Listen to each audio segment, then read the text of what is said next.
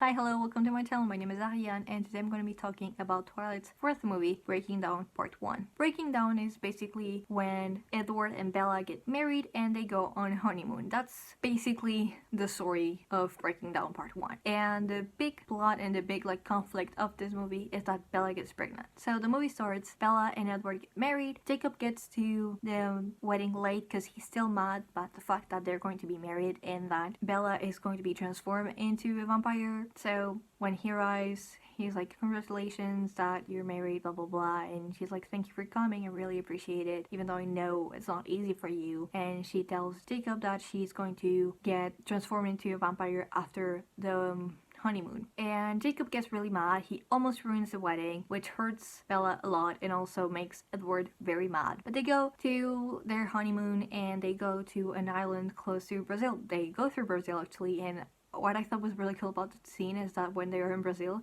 you can hear like actual Brazilian music. You hear to maculele and capoeira music, which I think is really cool. So they get to this island when they're alone and they spend a long time together. There are a couple of weeks there, I believe. And basically Bella pressures Edward into having sex because Bella is very horny for Edward, and Edward does not want to have sex with her because it means that his hormones are going to go crazy and he's going to be rough as fuck. So they have sex and basically they break the bed, and Edward was like, told you. And so since then, there's like a lot of scenes where they're just like hanging out and doing a couple stuff. They're going to swim or they play chess and they do like normal stuff because Edward is afraid of hurting Bella while having sex because he already kind of hurt her, but she enjoyed it. So basically Bella's kinky. So Bella is trying to like make Edward horny and to have sex again. He doesn't want to, and he continues to pressure him over and over again until they have sex again, and they basically destroy half of the house. And Edward gets like really mad about it. So they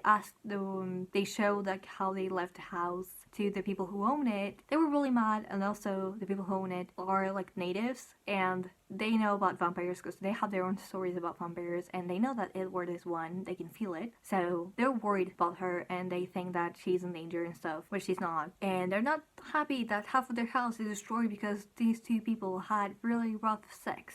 So that happened, and then some more days go on and Bella does not get her period. And here I wrote, how does period affect? Like, how crazy would Edward go when Bella is on her period? Because we never get that answered. I would love to know that, to see how like crazy, because when you're a period, you know, blood gets out of your body, so Edward would be able to smell the blood. And I wonder how crazy would he go about that.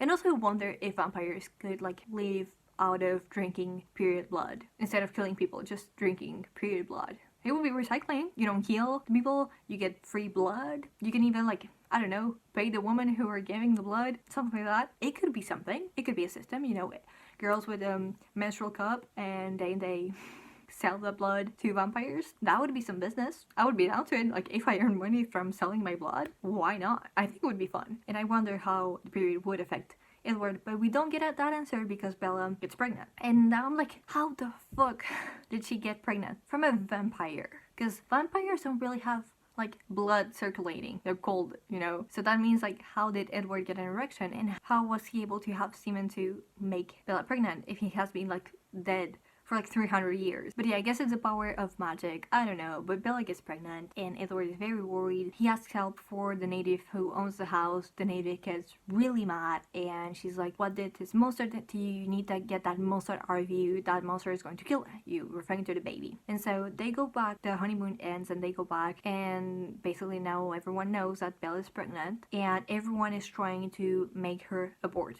because that baby is going to kill her, because that baby is half vampire and is going to kill Bella, and it's literally killing Bella. It starts like breaking her bones, drinking the blood and all that. And she asks for help for Rosalie because she knows that Rosalie will understand, which makes me think that the author is against abortion and that's why that happened. But also I think that making like the baby go through gives a lot of climax and gives a lot of tension to the movie. So then to save Bella, Bella has to start drinking blood because the baby is like killing Bella. Jacob gets very mad. He starts like helping them, and the other werewolves want to kill Bella because a newly born vampire is extremely dangerous, especially when that vampire is a baby. Like those are a kid, those are uncontrollable. So the werewolves want to kill Bella with the baby inside of her, and Jacob will protect her even though he's very mad and he doesn't want Bella to have the baby, and he tells Edward to convince her. Edward's like, I can't, and Edward tries to make Jacob convince her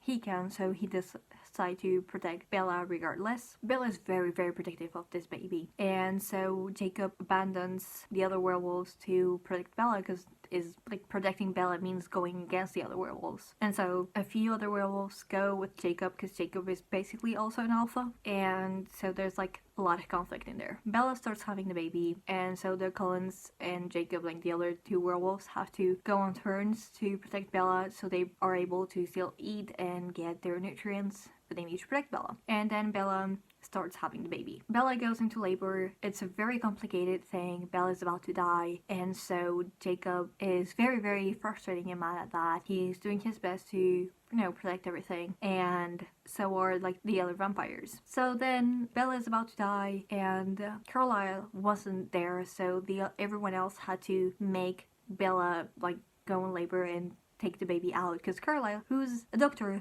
was not there, if I remember correctly. So they start panicking, they start doing their best to get the baby out, and Bella goes through a lot of pain. She like basically dies, and they have to inject Edward's blood into her, so like the venom. So Bella is transformed into a vampire, and Edward bites Bella like a million times because she's desperate, and Jacob is extremely mad because Bella is basically dead and everyone thinks Bella's dead. And the werewolves are about to, kill Bella and kill everyone, but Jacob imprints on the baby, on the girl. I don't remember the name of the girl, but he imprints on the baby who was just born. He imprints on her.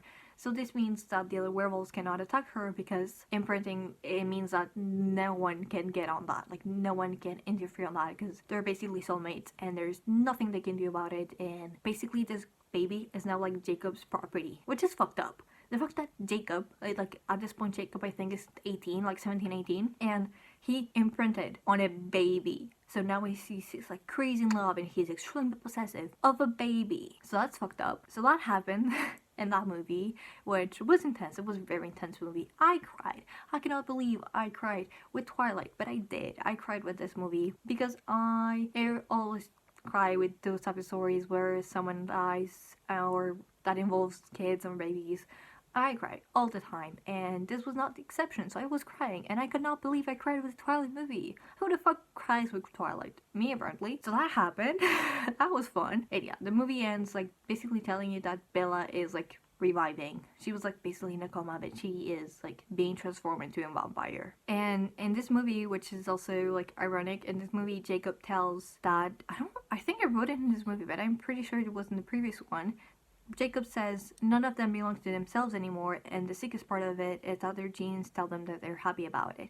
Him referring to imprinting because he hates imprinting. But then imprinting happens to him and he is like on it because it's like a gene transformation, like a gene activates and they can do nothing about it because it's not a choice, because nothing in the series is a choice, apparently. But yeah, that's basically Breaking Down Part 4. This movie's pretty good compared to the first two. Compared specifically the second one. Second one is the worst.